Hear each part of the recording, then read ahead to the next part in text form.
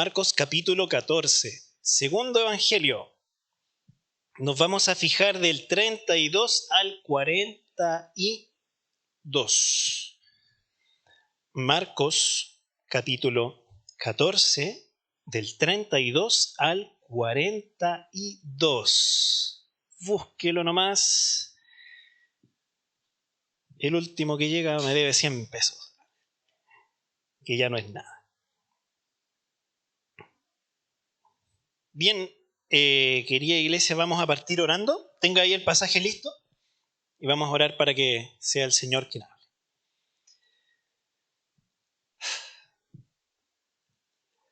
Abba, Padre,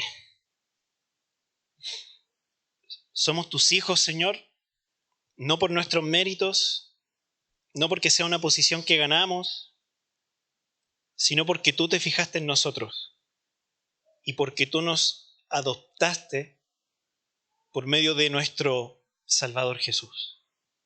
Somos hijos, no somos huérfanos.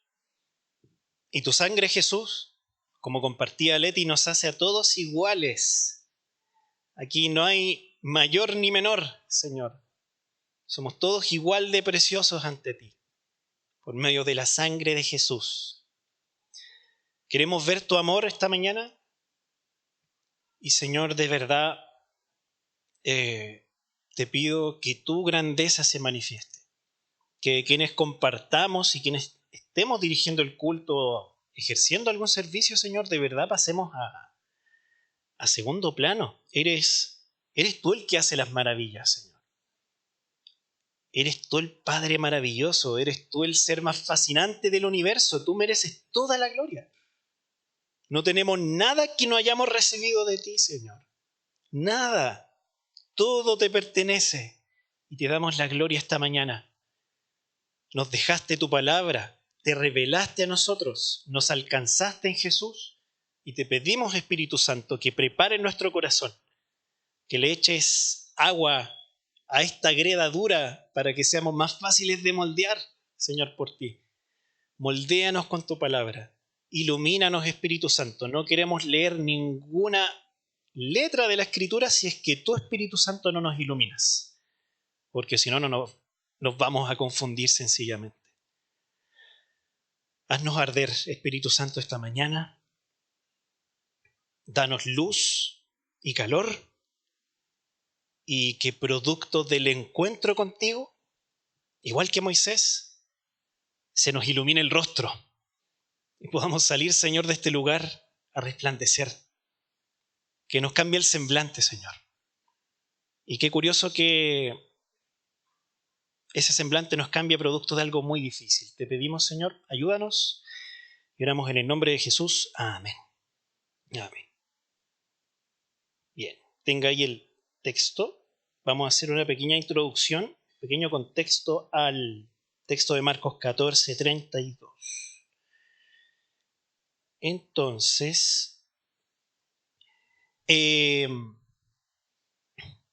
nosotros hace poco estábamos celebrando una festividad, ¿cierto? ¿Qué festividad estábamos celebrando? Escucho murmullos por ahí. Pascua. La Pascua, ¿cierto? Les tengo una noticia. Todavía es Pascua. Todavía se celebra la resurrección. Estoy teniendo mis tiempos devocionales ahora con un material que se llama Leccionario. Lo pueden buscar. El hermano Jano Molina lo puso a disposición gratuita, esta dirección. Y en el calendario cristiano la Pascua sigue. Y los eventos que se ven son las apariciones de Jesús después de la resurrección. Todavía. Y después viene otra fiesta, no sé si la conocían. Yo me desayuné. Pentecostés. Pentecostés. O sea, después del tiempo de Pascua se celebra el tiempo de Pentecostés. El calendario cristiano puede ser una herramienta muy útil. Entonces, es como, ok, Cristo resucitó, pero yo voy a predicar de algo un poco antes. El sermón se va a basar en algo que pasó un poco antes. Pero igual lo vamos a conectar un poquito. Igual lo vamos a conectar un poquito. En el sermón de hoy, en lo que vamos a leer, van a haber varias cosas angustiosas. Así que paso la alarma, me avisan. Esto podría ser un desencadenante, quizá. hermanos que han pasado por crisis de pánico. Y de hecho, he escuchado hermanas, hermanos que han pasado por crisis de pánico en el último momento. Me avisan, ¿ya? Me avisan. Esto tiene que ver con eso. Vamos a dar contexto al pasaje y lo vamos a leer. Estamos en Marcos capítulo 14.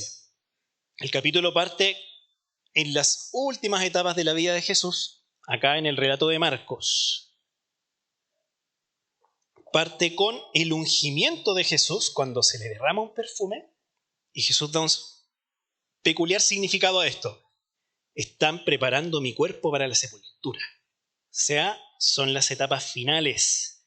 Como decimos acá en Chile, cuando ya se acerca, huele como a gladiolo por aquí. Huele a gladiolo, un dicho bien antiguo. Luego, la cena del Señor. La cena del Señor, la despedida de Jesús. Luego, Jesús anticipa la negación de Pedro. Interesante que Juan, si ustedes buscan ese mismo relato en Juan, que es un poco diferente, se dice que Jesús estaba muy angustiado cuando iba a predecir la negación de Pedro y la traición. Vino una angustia a Jesús. ¿Alguien sabe qué significa Getsemaní? Vamos con los datos curiosos para que se lo lleven. ¿Quién sabe qué significa Getsemaní? ¿Escuché algo por ahí? Prensa de aceite. Hermanos, guárdenlo. Getsemaní significa prensa de aceite. Se los voy a volver a preguntar después, así que anotación negativa para el que no lo sepa. Prensa de aceite. Solo voy a decir lo que significa. Interesante porque Getsemaní es un jardín que está en la parte baja del Monte de los Olivos, donde Jesús acostumbraba a ir. Entonces, lo más lógico es que este lugar tenga acepción al tema de aceite de oliva. Se prensaban las aceitunas, se estrujaban las aceitunas. Ese era el lugar donde se hacía el aceite de oliva, que está cada vez más caro, ¿sí o no? Pucha que está caro el aceite de oliva.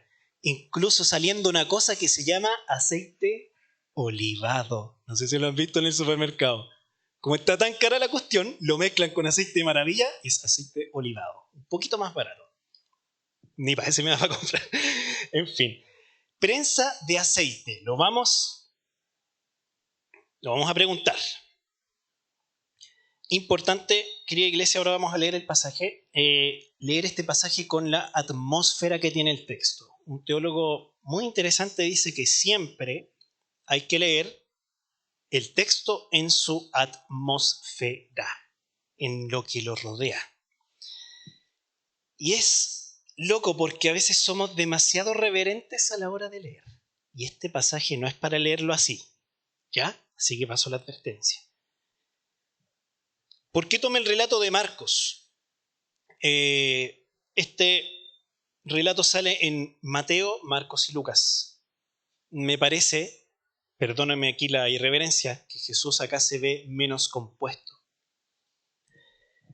Creo que es un relato que capta de manera mucho más cruda lo que pasa acá. Vuelvo a mencionar el experimento Marcos, obra de teatro circular. Igual estuvo entretenido. Como saben, hace unas semanas fuimos con los jóvenes a ver una obra inmersiva, año 33, muy buena. Y el experimento Marcos es similar, pero sin escenografía y pasa toda la acción alrededor tuya.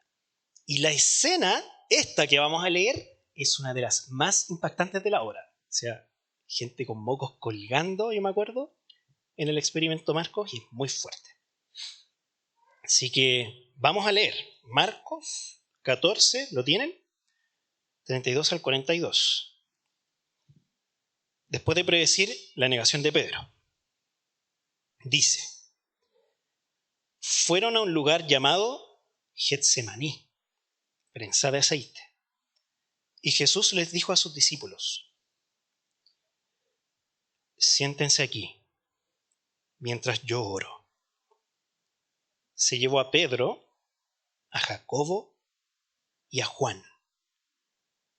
Se los llevó aparte y comenzó a sentir temor y tristeza. Pequeño paréntesis, en el experimento Marcos se hacía mucho énfasis en la respiración de Jesús. ¿Cómo respira alguien cuando está angustiado?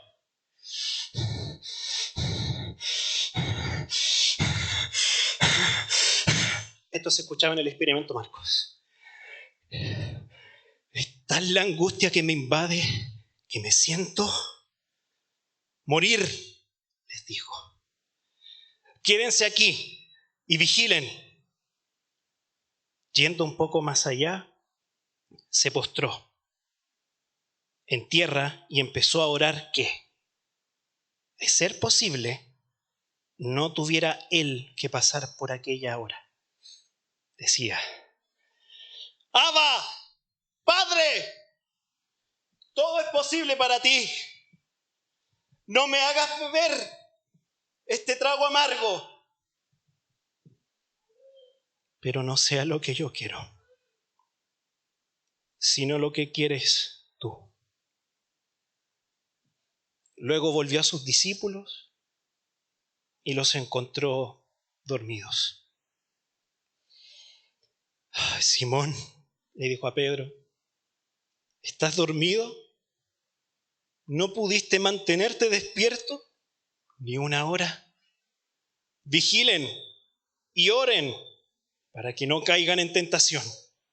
El espíritu está dispuesto, pero la carne es débil. Una vez más se retiró e hizo la misma oración. Y que pase esa misma escena exagerada que acaban de escuchar de nuevo. Versículo 40. Cuando volvió, los encontró dormidos otra vez, porque se les cerraban los ojos de sueño. No sabían qué decirle. Vuelve a pasar lo mismo. Verso 41. Al volver, por tercera vez, les dijo: ¿siguen durmiendo y descansando? Se acabó. Ha llegado la hora. Miren, el Hijo del Hombre va a ser entregado en manos de pecadores. Levántense, vámonos. Ahí viene el que me traiciona. Amén. Espero no haber exagerado mucho, hermanos, pero es que de verdad esto no se puede leer así, ¿no? Y la idea es entrar en la atmósfera del texto lo más que podamos. Y cuando yo escuché lo que escucharon ahora es una alpargata al lado del experimento Marco. O sea, la agonía que captaron en esa escena es impresionante. Un comentarista decía que este pasaje nos debería llevar más a la adoración que al análisis. Porque si nos vamos por analizar, todo lo que hay acá es tremendo.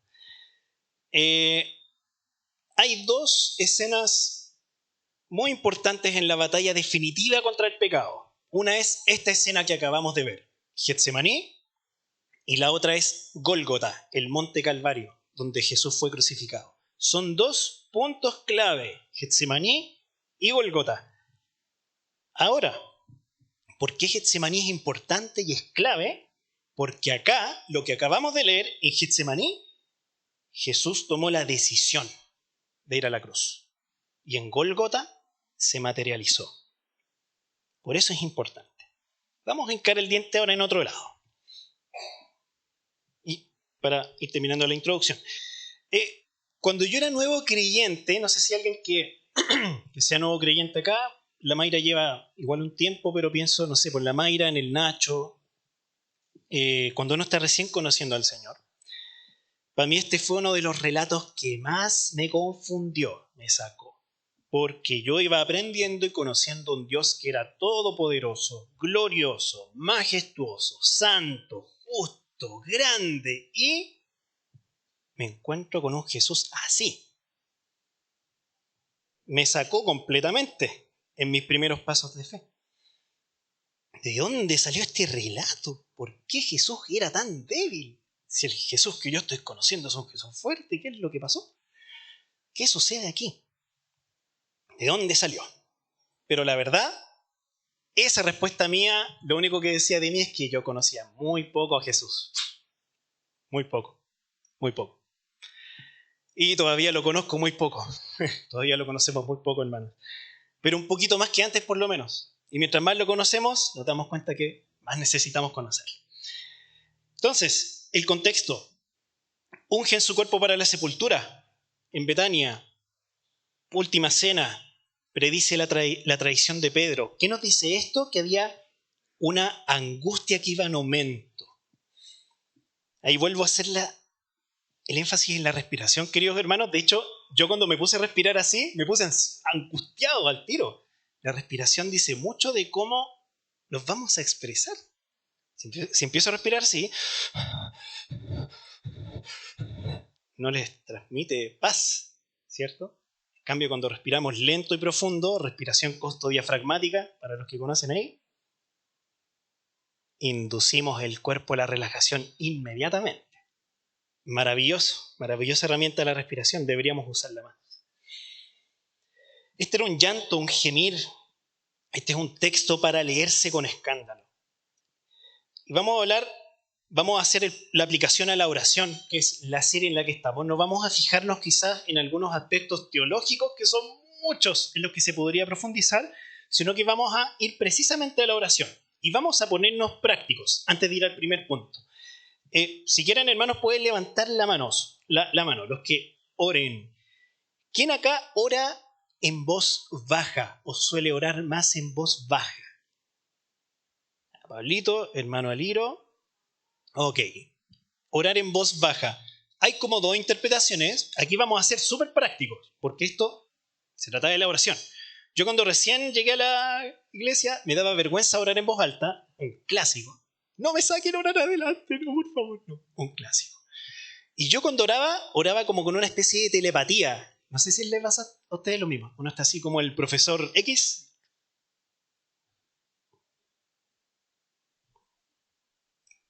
Orando. La otra es como el murmullo, que a veces cuando tenemos tiempos de oración se escucha. Otra oración silenciosa. ¿Se ha sentido identificado alguno, no? ¿Ah? Tipos de oración. ¿Ok? La oración en voz baja. El pastor ayer compartía, en los varones un tema muy edificante sobre la santidad y hablaba a veces, claro, el Señor no se rinde con nosotros y hay veces que nos confundimos orando, como que partimos orando y nos desviamos. Pero a mí, como herramienta práctica, queridos, me empezó a pasar mucho menos, todavía me pasa, pero me pasa menos cuando empecé a orar en voz alta. No es que una sea mejor que la otra, hay momentos para todo, pero hermanos, si usted no ha probado la herramienta de orar en voz alta, pruébela a solas, en su cuarto o en algún lugar donde hay harto ruido. Esa es buena. Cuando están pasando los autos, ni se cacha cuando uno está hablando así.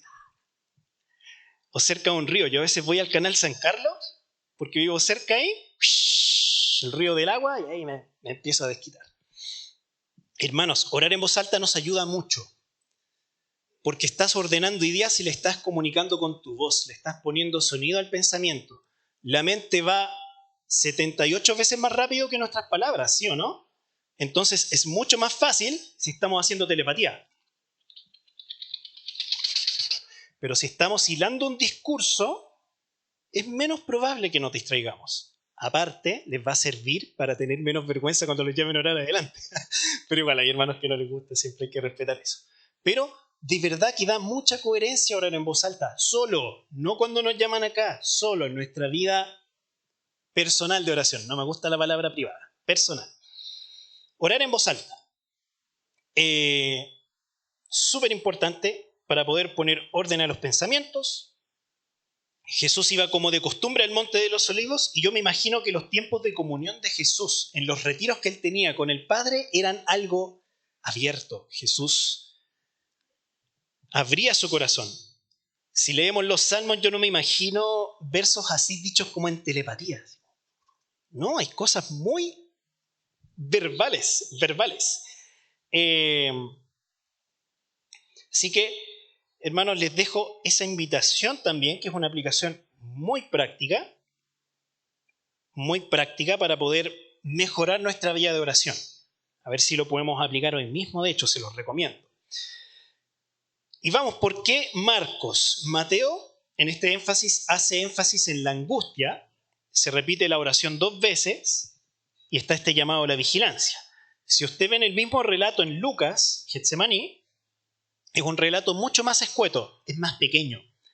Datos que aparecen en Lucas, que nos salen acá. Dice que vino el ángel del cielo para fortalecerlo. Ese es un dato que Lucas coloca allí, cuando Jesús oraba. Y que su angustia iba en aumento y él iba orando con más fervor. Detalle que da Lucas también. Y el otro, como buen médico, dice que su sudor era como gotas de sangre.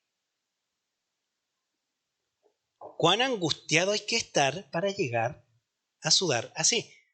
Y algunos no sé si han escuchado esto de la hematohidrosis, que es sudar agua con sangre. Pero esto más allá no dice que era agua con sangre, dice que eran gotas de sangre. O sea, probablemente una angustia al punto de la muerte, literal. Literal. Entonces, tomando, hermanos, lo que les comenté al principio, he escuchado un par de testimonios y se ha pedido oración por ello. Hermanos, hermanas que han pasado por crisis de pánico este último tiempo. O por síntomas similares. Les quiero decir, lo que estamos leyendo acá pudiera ser una crisis de pánico, una crisis de angustia. Jesús pasó por una crisis de pánico. Los síntomas que se ven, y si comparamos los relatos, pudieran ser muy equiparables. Y ojo, peor, ¿quién ha sudado sangre en una crisis de pánico? O sea, ¿cómo habrá sido la agonía que Jesús vivió? Entonces, si pasaste por una crisis de pánico hace poco, y estas son cosas que a uno le da vergüenza contar, ¿o no? Da vergüenza, pues si soy cristiano, todavía tenemos esta cosa tan triunfalista de antes. De prueba en prueba, victoria en victoria. Pero mejor no digo nada. ¿Me entienden? No se entiende el punto. Ser cristiano no nos exime de la depresión, no nos exime de las enfermedades de la mente. Todo lo contrario, tenemos un Señor que se compadece de nosotros y que quiere sanarnos a través de muchos medios. Entonces, a los hermanos que han pasado por una crisis de pánico no están solos, no están solas. Tenemos un sumo sacerdote que nos entiende en todo, en todo. Y cuidémonos, querida iglesia. Ninguno de nosotros está exento de pasar por eso. A los que quizás no han vivido la experiencia, denle gracias al Señor. Pero nadie está exento de que le ocurra. Muchas personas, primera crisis de pánico a los 58. Nadie está exento. Cuidémonos a nosotros y entre nosotros. Acompañémonos. Vamos al primer punto. Verso 32 al 33. Vamos a separar esto en 4 puntos y ya vamos derecho. Vemos en Jesús a un hombre vulnerable. Y el primer punto es que Jesús necesitó orar con amigos. Jesús necesitó orar con amigos. Como veíamos por los episodios anteriores, la angustia iba en aumento. Luego vamos a hablar más de la angustia, que quedé rayando con eso. Fue como de costumbre al monte de los olivos. Vuelvo a preguntar, ¿qué significaba Getsemaní?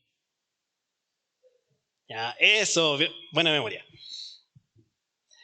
Jesús les dice a los discípulos, van a Getsemaní, siéntense aquí mientras yo oro.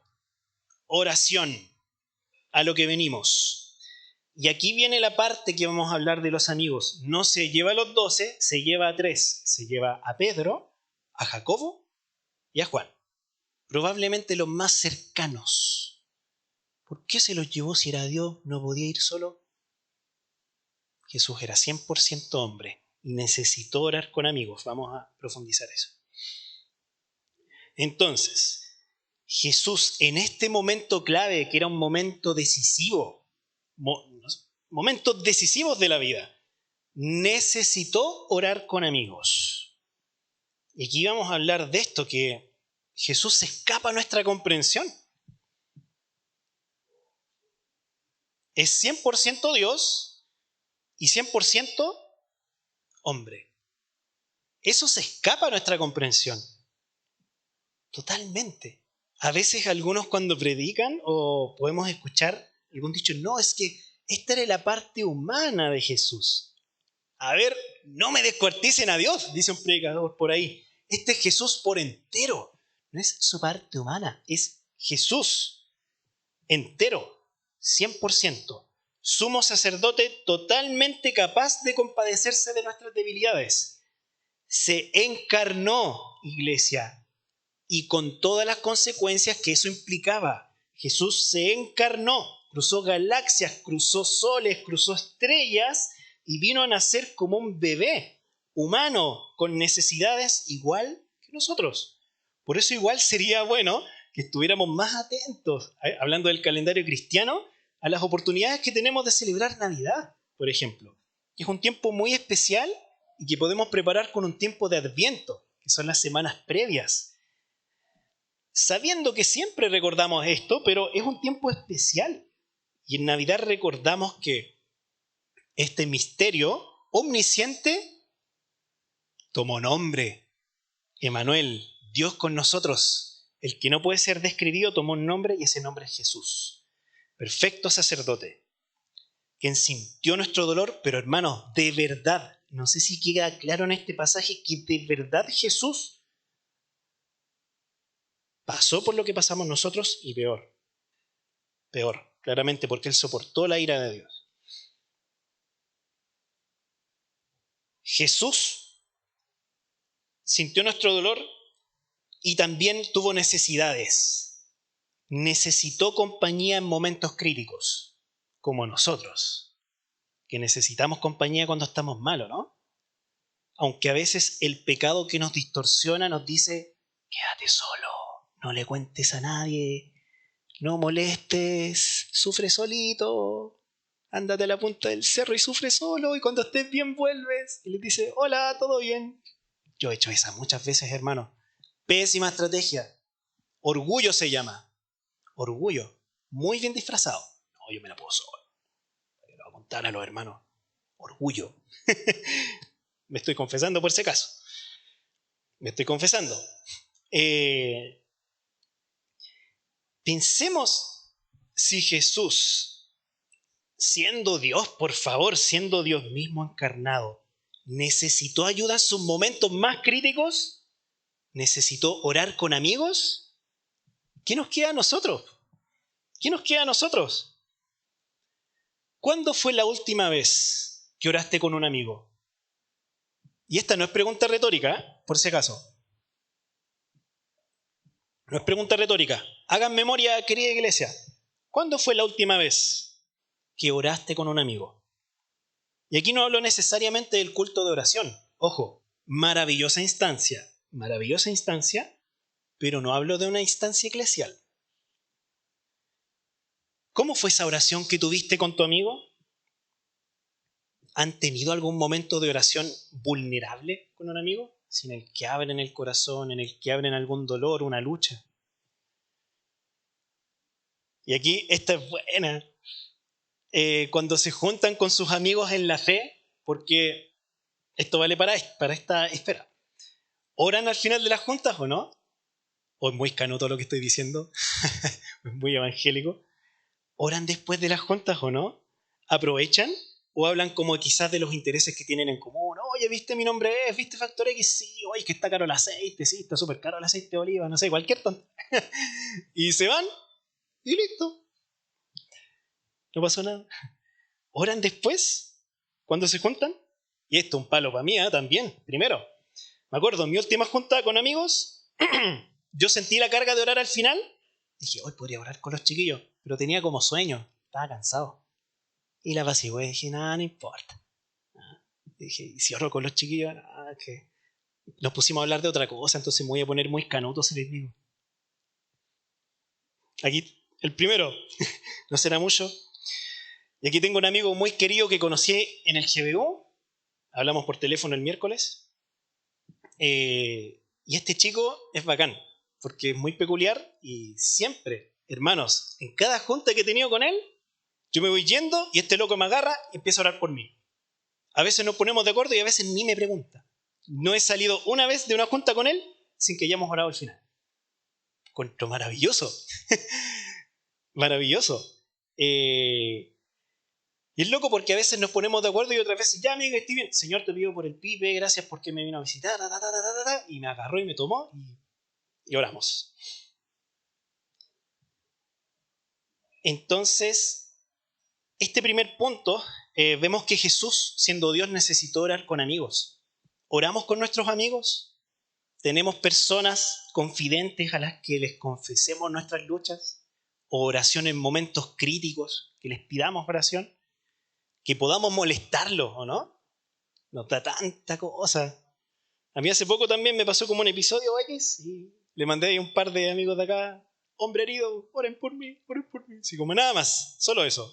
Y recibí esa oración en esos momentos difíciles. Entonces, Jesús, siendo Dios, necesitó orar con amigos. Vamos con el segundo punto, 33 y 34. Vemos que Jesús oró angustiado. Jesús oró con angustia. ¿Quién acá ha orado angustiado? Y aquí me vuelvo a referir también a los nuevos creyentes, que cuando empezamos a entrar en esta cosa de la iglesia, todo es nuevo. Entonces vemos que la gente viene acá y hacen oraciones muy bonitas, ¿sí o no? Querido Dios, Padre Celestial, te damos gracias en esta hora por estar acá en este culto celebrando, ¿no? Muy bonito, ¿cierto? Bonito. ¿Saben cómo se escucha una oración con angustia? Se puede orar con angustia, y esta es una oración angustiosa. Y en la Biblia está lleno, luego vamos a encarar el diente en eso, la Biblia está lleno. Pero hermanos, les animo, sean nuevos creyentes o creyentes de más años, si están angustiados, oren, y oren con angustia. Esa también es una expresión de la oración. También es una expresión de la oración, totalmente. Y si lo oramos en voz alta, les tengo un tip: se verbaliza mucho mejor la angustia. Por telepatía, uno está así, pero cuando uno ora en voz alta, Señor, no doy más, y ahí uno empieza, como pueda, a darle rienda suelta a ese corazón que necesita de su Padre. Jesús estaba en esta angustia. Y aquí vamos a entrar a la palabra en español. Angustia. Angustia. ¿Le encuentran parecida alguna otra palabra en el español? Angustia. ¿A qué palabra se parece?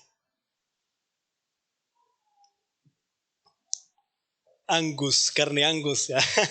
Cordero, claro. Angosto. Angustia. Angosto. Angosta. De donde viene la palabra es de ese concepto de: tú estabas así y ahora estás así. Angosto. Algo muy amplio que de pronto, sin previo aviso, se estrechó. Angustia. Salmos que dicen: en mi angustia clamé al Señor y Él me respondió. Ore angustiado. Ore. Les pasé el aviso que íbamos a hablar de algunas cosas angustiantes. ¿Alguien acá sufre de claustrofobia? Claustrofobia es el miedo a los espacios pequeños, nunca hay que asumir nada. Claustrofobia es el miedo a estar encerrado en los espacios pequeños. ¿Alguien sufre aquí de claustrofobia? Pequeña historia, y también he escuchado hoy un par de hermanas que tuvieron una experiencia similar. Hace un par de años, a mi mamá le toca hacerse una resonancia magnética. Resonancia magnética. ¿Claustrofóbica? No, no soy claustrofóbica. Perfecto. La ponen en la maquinita. ¡Ayuda! ¡Ayuda! No puedo, señorita, como que no puedo. Pero si usted me dijo que no era claustrofóbica, es que no sé qué me pasó, es que no lo entiendo. Se enteró en la resonancia magnética mi mamá que era claustrofóbica. Quizá a más de alguno le pueda pasar. Claustrofobia. La resonancia magnética. He escuchado hoy también un par de testimonios que, ¡ay, muy difícil! Como que estáis encerrado, pero tenés que pensar en cosas bonitas para poder aguantar. Y como que el tiempo se hace eterno. Y algunas hermanas que incluso han clamado al Señor ahí: sí, Señor, lo que tú hiciste en mí, ayúdame, Señor, sí, que pienso en cosas bonitas. La resonancia magnética, podremos equiparar la angustia a esto, porque estás en un espacio así, estás comprimido, estás en un espacio angosto. Otro ejemplo, ¿alguien sabe lo que es la catalepsia? ¿Catalepsia? Hay un cuento de Edgar Allan Poe terrible sobre esto. Catalepsia. Pasaba mucho más antes, ahora no, por los avances de la medicina. Básicamente, perdón Pipe que te tome como ejemplo, a Pipe le da un patatú, su corazón deja de latir. Yo como médico voy, no hay signos vitales, clínicamente muerto. Pipe está clínicamente muerto. Lo velamos, lo enterramos. ¿Y en el ataúd? Pipe despierta. Despierta en el ataúd. ¿Se imaginan esa cuestión? ¿Cuántas pesadillas con la catalepsia? ¿Cuántos cuentos de terror? Yo soy pésimo para ver películas, pero en mis incursiones ahí, cuando vi a un youtuber que cuenta historias de terror que se llama Dross, excelente comunicador, habló de la película Buried o Enterrado de Ryan Reynolds. No sé si la conocen. Ryan Reynolds es el actor de Deadpool, el que hace antihéroe de Marvel. Toda la película Buried se trata, y aquí no recuerdo si precisamente sufrió de catalepsia el personaje, el protagonista, pero toda la película, hermanos, se basa y transcurre dentro del ataúd. El tipo está dentro del ataúd y despierta. Tenía unas llaves, creo que una vela y su celular. Toda la película transcurre dentro del ataúd y el tipo intentando hacer las llamadas para ver si lo van a liberar. Es angustiosa esa película. No les voy a contar el final. Pero catalepsia, resonancia magnética, catalepsia. A ver si estas cosas nos ayudan. Algo así se ve la angustia. Estar encerrado, apretado. Una claustrofobia de la existencia. Una claustrofobia de la vida. No hay salida, estoy enterrado. La angustia tiene grados, intensidades. Pero esto al extremo claramente nos puede llevar a una crisis de pánico o una crisis de angustia donde perdemos el control. Perdemos totalmente el control. Palpitación, agitación, respiración agitada. Voy a morir. ¿Qué es lo que dijo Jesús acá? Aunque claro, estaba realmente al punto de la muerte. A Jesús lo metieron a la resonancia magnética de la existencia, a la peor.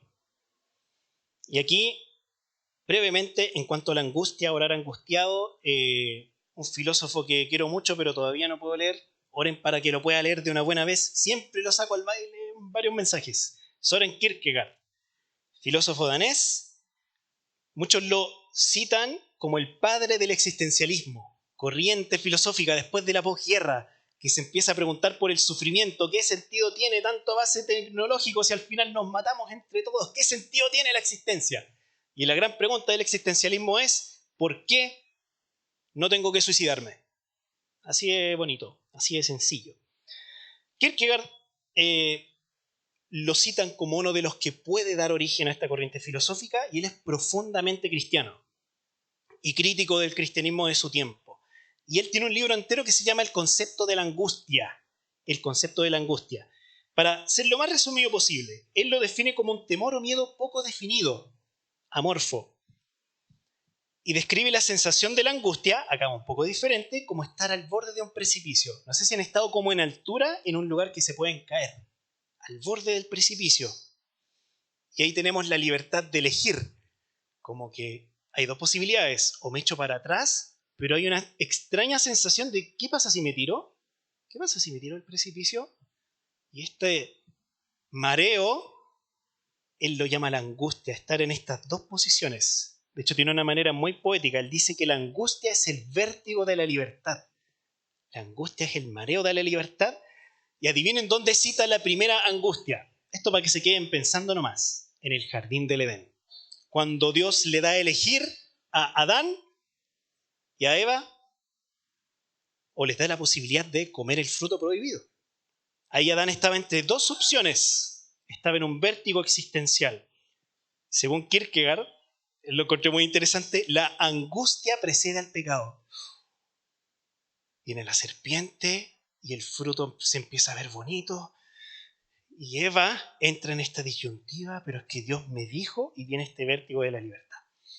Ahora, una frase que voy a tomar, Kierkegaard lo aplica en un sentido filosófico y práctico. Yo creo que es totalmente Totalmente, tiene muchas aplicaciones, pero le vamos a dar una aplicación teológica también. Él dice, la angustia, voy a arrepentir de decir esto, la angustia es el camino para que la humanidad sea salvada. La angustia es el camino para que la humanidad sea salvada. O sea, en la angustia tenemos esta posibilidad de elegir este vértigo de la existencia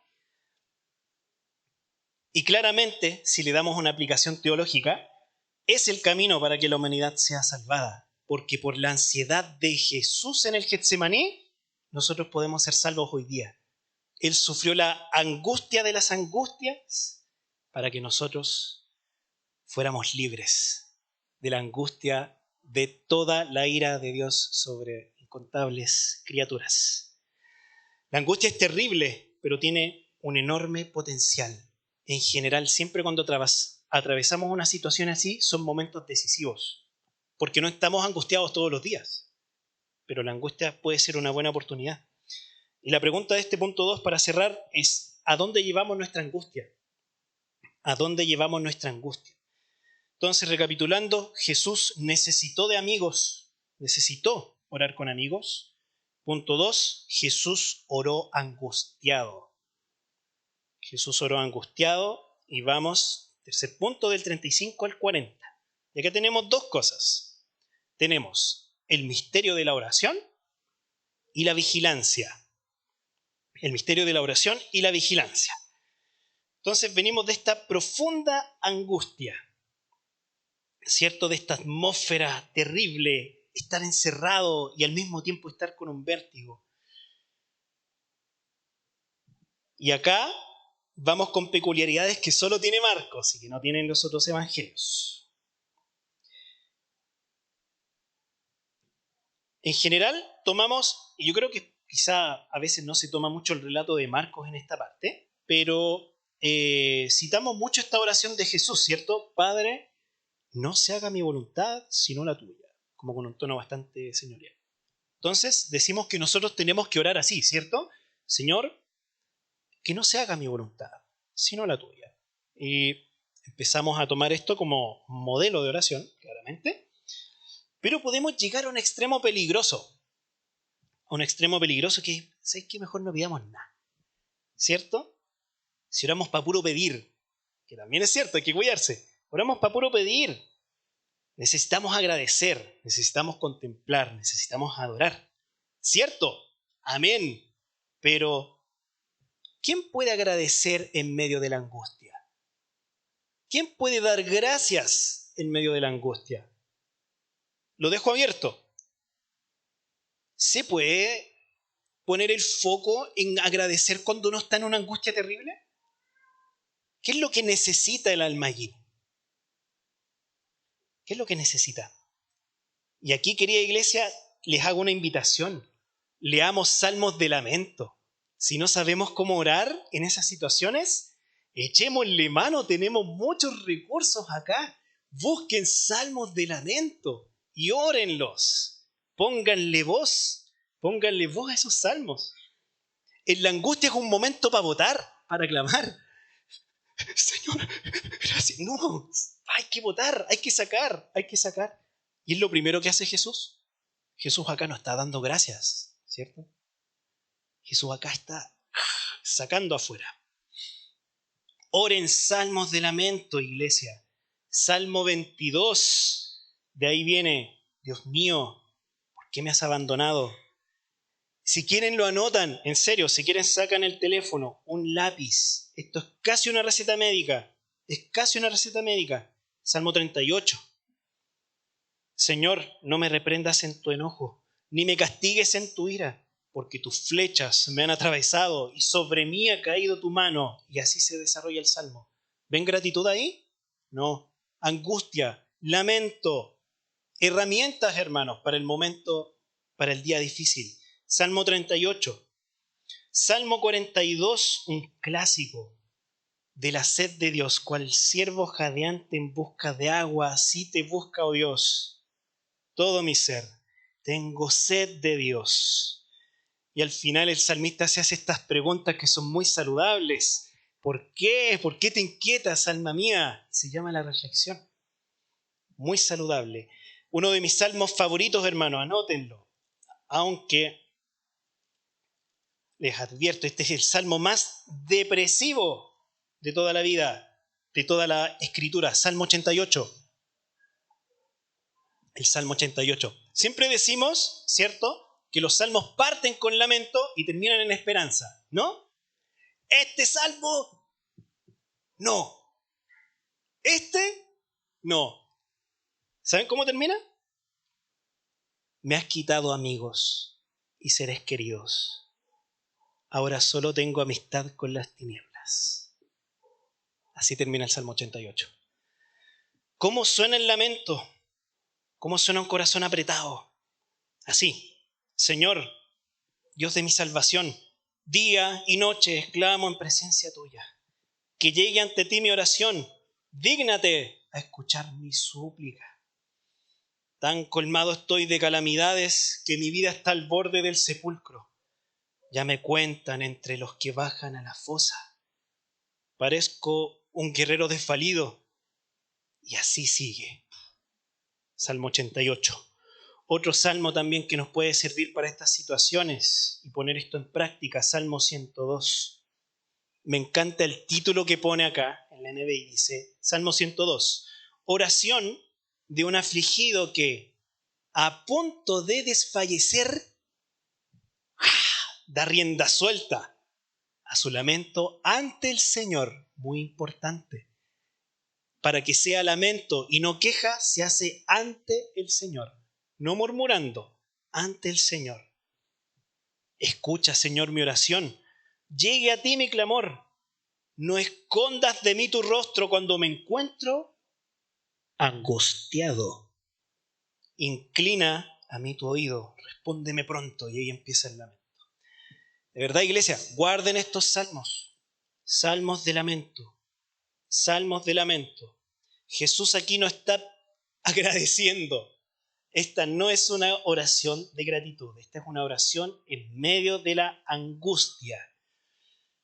Aprendamos a orar en medio de la angustia.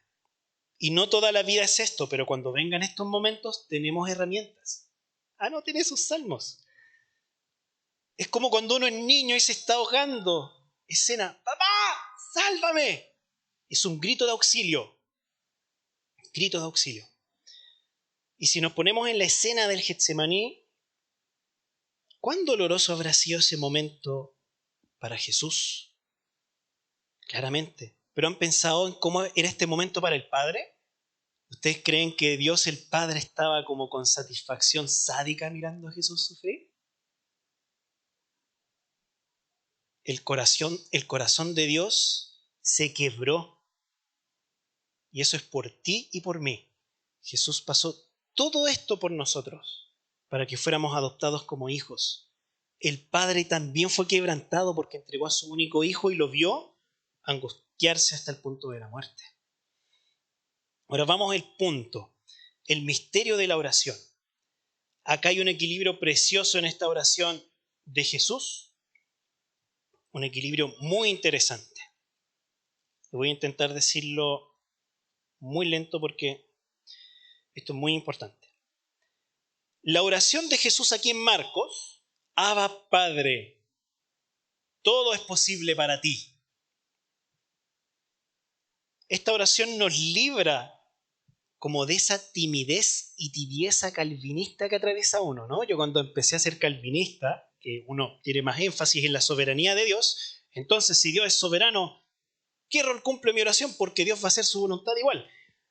Y uno empieza a orar de esta manera, Señor, te pedimos por esto, pero si es tu voluntad nomás, si es tu voluntad, si no, Señor, no te preocupes, no te queremos pedir nada porque al final no podemos mover tu mano, entonces, Señor, solo si se puede, entonces, Dios, si no te molesta, pero tú eres soberano.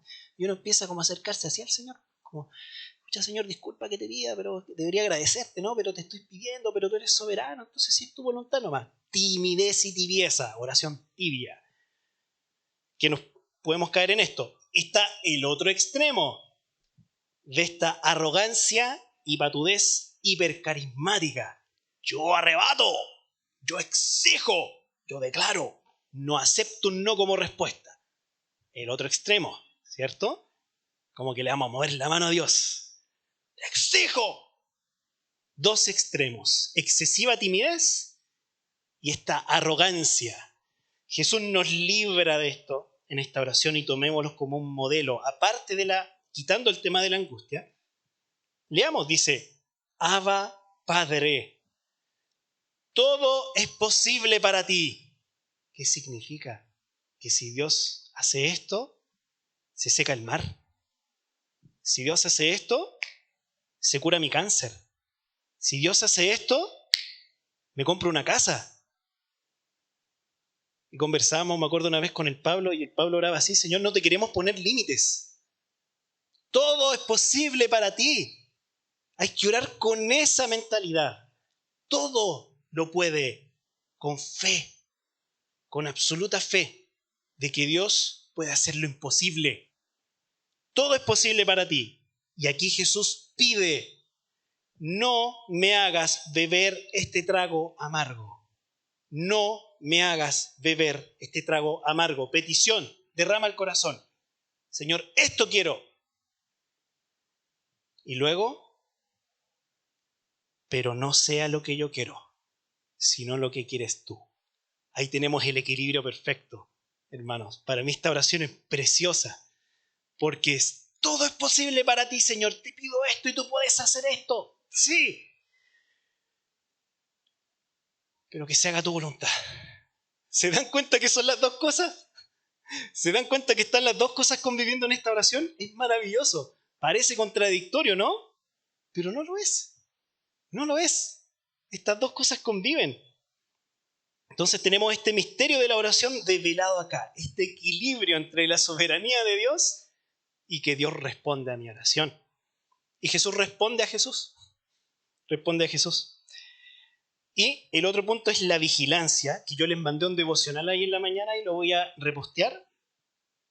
Y acá un autor dice: la razón para el cambio es la cláusula para que no entren en tentación, que habla después al final en el 38. Vigilen y oren para que no entren en tentación. Una persona puede estar muy despierta físicamente y a pesar de eso puede sucumbir a la tentación. Podemos haber dormido muy bien, estar con energía, pero a pesar de eso sucumbir a la tentación. Pero si permanece despierta en lo espiritual, es decir, si de corazón y mente permanece alerta y vigilante, vencerá la tentación. A esto apunta Jesús. La vigilancia. Y me voy a arriesgar con esta declaración, y quizá algunos me han escuchado compartir acerca de esto, que lo dice el mismo autor del devocional que mandé. Hemos hablado de disciplinas espirituales, ¿cierto? ¿Han escuchado hablar de disciplinas espirituales? A ver si estamos ahí todavía. Bien. Disciplinas espirituales, como por ejemplo, oración, ayuno, lectura de la Biblia, meditación, el silencio. Esa que nos cuesta, difícil. Silencio, la comunión, la confesión, el servicio, y podemos enumerar. Pero me voy a arriesgar, y el autor aquí se arriesga también. La disciplina más importante de todas, más importante que la oración, más importante que la lectura de la Biblia, es la vigilancia. ¿Por qué? Porque la vigilancia vela para que todas las otras se hagan. Si no vigilamos, no vamos a orar. No vamos a estar atentos a orar, no vamos a estar pendientes de leer la Escritura, de encontrarnos con Dios constantemente, de congregarnos, de orar con amigos, como hablamos. La disciplina de la vigilancia es la primera. Vigilen y oren. La vigilia o la vigilancia, más allá de meramente permanecer despierto, como decía el comentarista, precede a la oración. El espíritu está dispuesto, pero la carne es débil. Acá hay una tensión, ¿cierto? El espíritu está así, pero la carne está así. Tenemos una tensión. Quiero, pero no me da. Romanos 7. El bien que quiero, no lo hago. Pero el mal que no quiero, ese hago. Tensión, tensión. El espíritu está dispuesto, pero la carne es débil. Y estos días, hermanos, masticando este sermón, o este pasaje, mejor dicho, en medio de un resfrío también, convaleciendo, como que intentaba darle vueltas y le di vuelta a la declaración. Dije, ok, esto es lo que Jesús dice a sus discípulos cuando se quedaron dormidos, ¿cierto? Cuando se quedaron dormidos. El espíritu está dispuesto, pero la carne es débil. Pero la frase quizá de la persona que vigila sería al revés. Sí, la carne es débil, pero el espíritu está dispuesto. ¿Cambia si lo damos vuelta o no? La carne es débil, pero el espíritu está dispuesto. Esa es la declaración, es el grito de guerra de alguien que vigila. Soy débil, soy incapaz, pero mi espíritu, Señor, está dispuesto. Mi espíritu está dispuesto. Porque lejos del Señor ni dispuestos estamos. Yo me he sentido muchas veces totalmente indispuesto, sin ganas de orar, sin motivación a levantarme de la cama. Hermano, si usted está dispuesto, agradézcalo y vigile. Vigile. La carne es débil, me da sueño, tengo hambre, me enojo fácil, no respondo bien, soy impaciente. Pero el espíritu está dispuesto. Señor, quiero cambiar. Quiero más de ti. Tengo sed de ti. Tengo sed de ti. Reconozco que soy débil. Por eso necesito la vigilancia. Porque vivimos, hermanos, en un campo de batalla. El enemigo no descansa. El enemigo no descansa con sus asedios. La carne es débil, pero el espíritu está dispuesto. Así que este tercer punto nos habla de esta paradoja de la oración. Todo es posible para ti. Te pido esto, pero que no se haga mi voluntad. Y la vigilancia. Y vamos ya al final, que es cómo vemos a Jesús después de la oración. Después de este momento agónico en Getsemaní, 41-42. Al volver por tercera vez les dijo, ¿siguen durmiendo y descansando? Se acabó. Ha llegado la hora. Miren, el Hijo del Hombre va a ser entregado en manos de pecadores. Levántense, vámonos. Ahí viene el que me traiciona. Entonces, recapitulando, Jesús necesitó orar con amigos. Jesús oró angustiado. Tercer punto, este misterio de la oración y la vigilancia. Y ahora tenemos la victoria de la oración sobre la angustia. Todo esto que conversamos. Jesús sale de la oración aceptando. Acá en Getsemaní es donde Jesús toma la decisión de ir a la cruz. Es donde Jesús dice, sí, yo entrego mi vida. Yo la entrego. Y sale con total hombría y valentía. Levántense, cíñanse los lomos, poniendo el pecho a las balas. A él nadie le quita la vida. Él la entregó. Él la entregó. Jesús no es una víctima. Y aquí una vez me tocó compartir sobre la crucifixión según el Evangelio de Juan. Eso ahí se ve de una forma brutal. Es una ceremonia de coronación. Pero aquí Marcos también nos da a entender que saliendo de esta oración agónica en Getsemaní, Jesús víctima no es. Él decide entregar su vida. Nadie se la quita. ¿Qué significa Getsemaní? Prensa de aceite. Eso, despierten, queda poquito. Prensa de aceite. Acá Jesús fue totalmente prensado por la angustia, apretado, estrujado. Pero Dios lo escuchó. El Señor escuchó su oración. Y la voluntad de Dios para él fue la cruz. Fue un no. Padre, si es posible, pasa de mí esta copa. No. Pero como dice Lucas, vino un ángel del cielo para fortalecerlo. Dios Padre responde. Su respuesta es un no, pero fortalece a Jesús. Lo fortalece y le da la entereza de ir a hacer el acto más valiente que alguien podría hacer. A verle la cara a la misma muerte. A verle la cara a la misma muerte. Vino un ángel del cielo para fortalecerlo y Jesús ya no sale en este estado de casi muerte. Sale con decisión. Porque podría haber ocurrido otra cosa, ¿no? Después de esta angustia, chao. Soldado que arranca, sirve para la guerra. Pero no.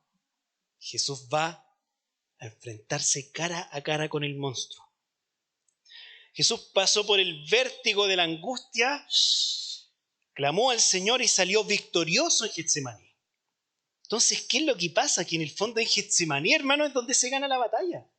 Si esta batalla no se ganaba, estamos fritos. Pero aquí se gana. Por la angustia de Jesús fuimos salvados. Jesús ganó la batalla en Getsemaní. Prensado por nosotros en Getsemaní, molido por nosotros en Gólgota. Por eso me gusta cuando en la Santa Cena comemos pan con consistencia, porque dice que Él fue molido por nuestras rebeliones, masticado por nuestras rebeliones, triturado. Entonces usted cuando mastica el pan puede recordar Jesús fue masticado. En cambio el pan de molde pasa al tiro, ¿no? Cuesta más.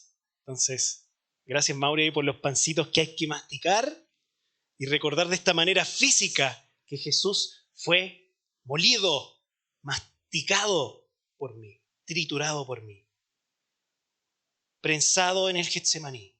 Miren esta escena, o sea, es derrota, molido en Gólgota, pero resucitado con poder al tercer día, resucitado con poder. Y eso es lo que todavía estamos celebrando, porque todavía, según este calendario cristiano, es tiempo de Pascua. Y aquí perdonen la imagen burda, no sé si alguien aquí, bueno, han visto algún anime, películas de acción, pero esta escena es muy típica, por lo menos en muchos anime que he visto o películas fantasiosas. Tenemos al héroe, al protagonista, y tiene que luchar contra una gran bestia, una bestia enorme. Puede ser una hidra de estos dragones con 7 cabezas, o un dragón enorme, o un gorila. Imagínense la bestia que más les venga a la cabeza. El héroe, chiquitito, versus la bestia enorme. Escena típica. Entonces, en medio de la lucha, el héroe contra la bestia se traga al héroe. Se lo come. Se lo come. El héroe ha sido devorado. Y termina en el capítulo ahí. Continuará. ¿Qué hará el siguiente equipo? Porque el héroe ha sido devorado y la bestia está ganando. Capítulo siguiente, la bestia se comió al héroe. Vamos perdiendo la batalla, perdimos, el mal venció, pero de pronto a la bestia le empieza a vibrar el estómago. No sé si han visto así en cualquier película, en cualquier cosa. Le vibra el estómago, como que le está dando gastritis. Y de pronto la bestia explota y del estómago sale el héroe, el protagonista, victorioso, destrozando a la bestia desde adentro. ¡Victoria! Y gana el héroe. Perdón lo burdo de la explicación, pero es una escena muy típica. Y esto es lo que pasó con Jesús. Prensado en el Getsemaní, devorado por la muerte. El mal iba ganando. Sábado Santo, los discípulos vuelven a pescar. Pucha, fue tan bonito mientras duró. No saben nada que al tercer día el vientre de la bestia iba a explotar. Y no es que Jesús fuera devorado por la muerte, Él devoró a la muerte una vez y para siempre. Él devoró a la muerte y la muerte será devorada por la justicia. Es la muerte quien tiene que temer a Jesús, no Jesús a la muerte. La cuestión es al revés. La semana pasada veíamos sobre Lázaro y se ve en Juan 11:35, el versículo más corto de la Biblia. Jesús lloró. Algunos dicen que lloró porque al resucitar a Lázaro él sabía que iba a volver a morir. No era la resurrección definitiva. Y el griego, cuando él le dice que se levante, dice algo así como: Jesús le rugió a la muerte como un león. ¡Suéltalo! Y Lázaro vuelve a la vida. Jesús domestica la misma muerte. Él devora la muerte. Yo me imagino a Jesús con lágrimas en toda esa escena de Lázaro. La de Lázaro fue un anticipo, pero en la cruz y en la tumba vacía tenemos la escena definitiva. Jesús devoró a la muerte. Kierkegaard decía: la angustia es el camino para que la humanidad sea salvada. Por la angustia de Jesús fuimos salvados. Enterrado vivo fue para que nosotros fuéramos puestos en las alturas, en un espacio amplio. No sé si han sentido eso, estar como en alturas. El Señor nos saca del tubo de la resonancia magnética y nos coloca en la cima de la cordillera, donde todo se ve. Nos coloca en la cima de la quebrada de Macul, donde vemos toda la ciudad. Fui a la duna de Concón en el verano. Preciosa la vista en la cima.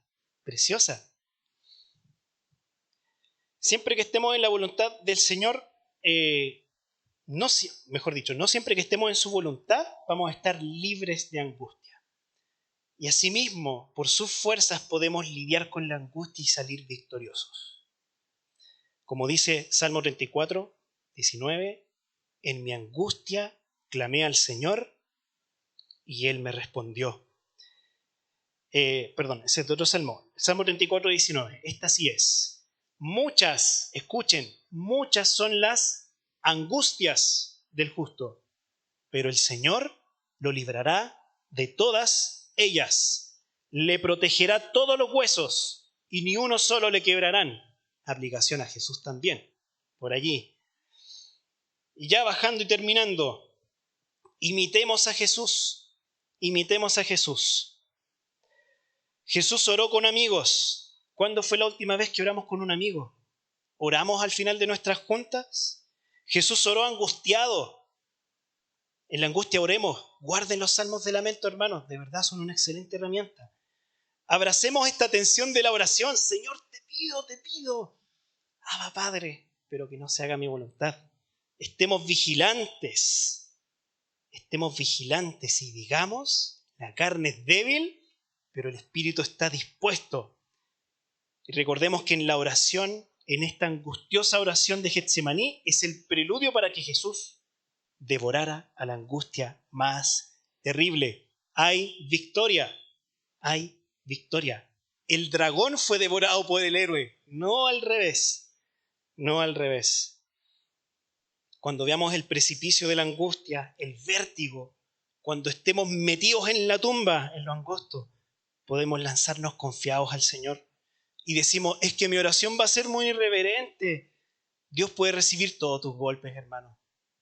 Si Jesús sufrió por nosotros en la cruz, ¿qué van a hacer unas palabritas nuestras para Él? El Señor puede recibir todos tus golpes, todas tus quejas, todas tus preguntas. Los salmos de lamento están llenos de eso. Preguntas, reclamos, quejas, pero hacia el Señor, no hacia otros. Salmo 118. 5 al 9, para ir finalizando. Reina Valera dice, desde la angustia invoqué a Yah, se le dice así acá, y me respondió Yah, poniéndome en un lugar espacioso. Miren este contraste.